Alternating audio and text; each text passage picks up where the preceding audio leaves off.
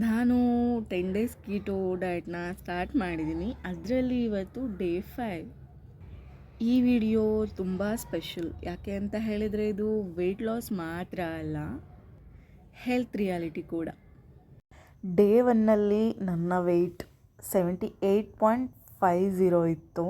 So 2-3 ಸಲ check ಮಾಡ್ಕೋಬೇಕಾಗತ್ತೆ ಹೇಳ್ದು, ಆಗ ಪರ್ಫೆಕ್ಟ್ ವೆಯ್ಟ್ ಸಿಗುತ್ತೆ.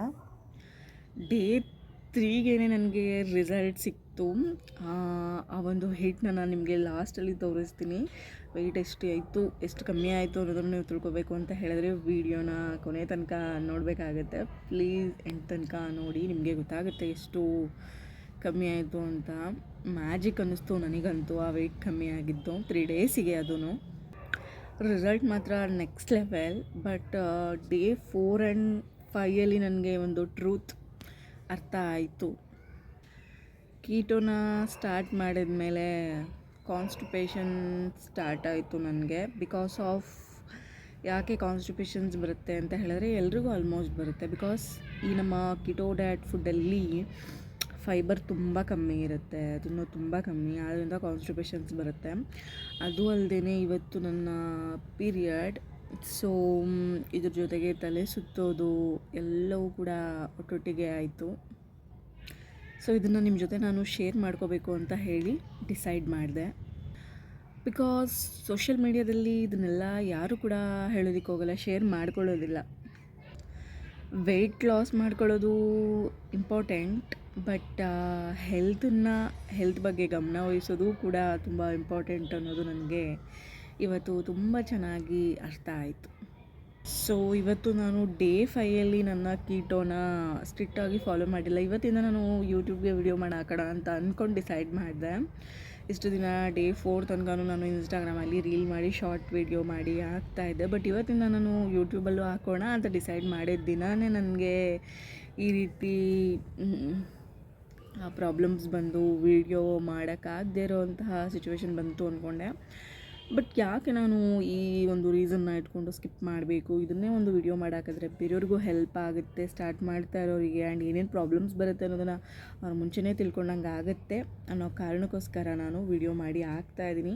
ಅದೊಂದು ರೀಸನ್ಗೋಸ್ಕರ ನಾನು ಸ್ಟಾಪ್ ಮಾಡ್ತಾಯಿಲ್ಲ. ನಾನು ಅನ್ಕೋಬೋದಾಗಿತ್ತು ಇವತ್ತು ನಾನು ಫಾಲೋನೇ ಮಾಡ್ತಾಯಿಲ್ಲ ಕೀಟೋನ, ಏನಂತ ವಿಡಿಯೋ ಯಾಕೆ ಮಾಡಾಕಲಿ ಅಂತ ಅಂದ್ಕೊಂಡಿದ್ದಿದ್ರೆ ಇವತ್ತು ಈ ವಿಡಿಯೋನ ನೀವು ನೋಡ್ತಾ ಇರಲಿಲ್ಲ. ಬಟ್ ಐ ಡಿಸೈಡೆಡ್ ನೀವು ಕೂಡ ಇದನ್ನೆಲ್ಲ ತಿಳ್ಕೊಬೇಕು ಅಂತ. ಸ್ಟ್ರಿಕ್ಟಾಗಿ ಕೀಟೋ ಡಯಟ್ನ ಫಾಲೋ ಮಾಡೋಕ್ಕಾಗದೇ ಇದ್ರೂ ಕೂಡ ಸಿಂಪಲಾಗಿ ಜಾಸ್ತಿ ನೀರು ಕುಡಿಯೋದು, ಸ್ವಲ್ಪ ರೆಸ್ಟ್ ಮಾಡೋದು ಆ್ಯಂಡ್ ಈ ಸಿಂಪಲ್ ಫುಡ್ಸ್ನ ನಾನು ಇವತ್ತು ಫಾಲೋ ಮಾಡ್ತಾ ಇದ್ದೀನಿ. ಬಿಕಾಸ್ ಬಾಡಿ ರಿಕವರ್ ಆಗಬೇಕಲ್ಲ, ಸೊ ಅದಕ್ಕೆ ಈ ಚಾಲೆಂಜ್ನ ನಾನು ಪಾಸ್ ಮಾಡ್ತಾಯಿದ್ದೀನಿ ಅಂತ ಹೇಳಿ ಇದು ಫೇಲ್ಯೂರ್ ಅಲ್ಲ. Listening to the body equals real strength. ನಾಳೆ ಮತ್ತೆ ಸ್ಟ್ರಾಂಗ್ ಆಗ್ತೀನಿ, ಸ್ಟ್ರಾಂಗ್ ಆಗಿ ಮತ್ತೆ ಕಂಟಿನ್ಯೂ ಮಾಡ್ತೀನಿ.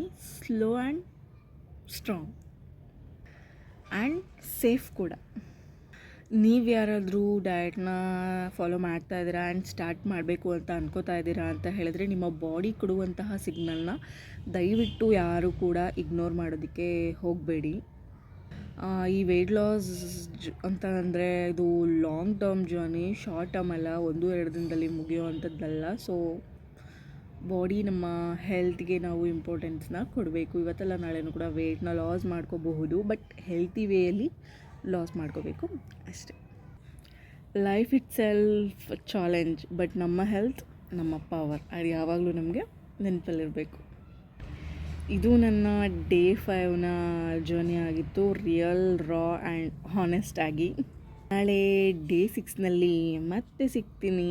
ಅದಕ್ಕಿಂತ ಮುಂಚೆ ನೀವೆಲ್ಲರೂ ಕಾಯ್ತಾ ಇರೋದು ಎಂತಕ್ಕೆ ಅಂತ ನನಗೆ ಗೊತ್ತು, ವೆಯ್ಟ್ ರಿವೀಲ್ ಮಾಡ್ತೀನಿ ಅನ್ನೋದಕ್ಕೋಸ್ಕರ. ನಾನು 10 ಡೇಸ್ ತನಕ ವೆಯ್ಟ್ ಚೆಕ್ ಮಾಡೋದೇ ಬೇಡ ಅಂತ ಅಂದ್ಕೊಂಡಿದ್ದೆ. ಬಟ್ ಕ್ಯೂರಿಯಸ್ ತಡೆಯೋಕ್ಕಾಗದೆ ಚೆಕ್ ಮಾಡಿದೆ. ಶಾಕಿಂಗ್ಲಿ 1 kg ಮೇಲೆ ಕಮ್ಮಿ ಆಗಿದ್ದೀನಿ. ನಾನು 77.35 ಆಗಿದ್ದೀನಿ. ನನಗಂತೂ ತುಂಬ ಖುಷಿಯಾಯಿತು 3 ಡೇಸ್ಗೆ ಈ ರೀತಿಯಾದಂತಹ ರಿಸಲ್ಟ್ ಸಿಕ್ಕಿದ್ದು. ನಿಮಗೂ ಖುಷಿ ಆಯಿತು ಅನಿಸುತ್ತೆ ಇದನ್ನು ನೋಡಿ. ಸಪೋರ್ಟ್ ಮಾಡ್ತೀರಾ ನನ್ನ ಈ ಜರ್ನಿಗೆ ಅಂತ ಹೇಳೋದಾದರೆ ಪ್ಲೀಸ್ ಲೈಕ್, ಶೇರ್, ಕಮೆಂಟ್ ಮಾಡೋದನ್ನು ಮರಿಬೇಡಿ. ಮತ್ತೆ ನಾಳೆ ಸಿಗ್ತೀನಿ.